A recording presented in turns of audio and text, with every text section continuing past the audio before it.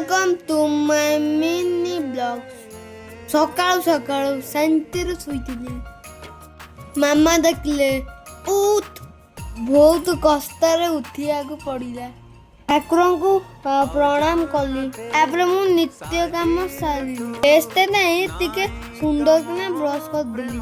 मैं कहले ब्रश न कले दांत रे कीड़ा रहिबो तापर भल भाबरे ब्रश कली तापर आरंभ होला एक्सरसाइज 1 2 3 करी सब एक्सरसाइज कर देली।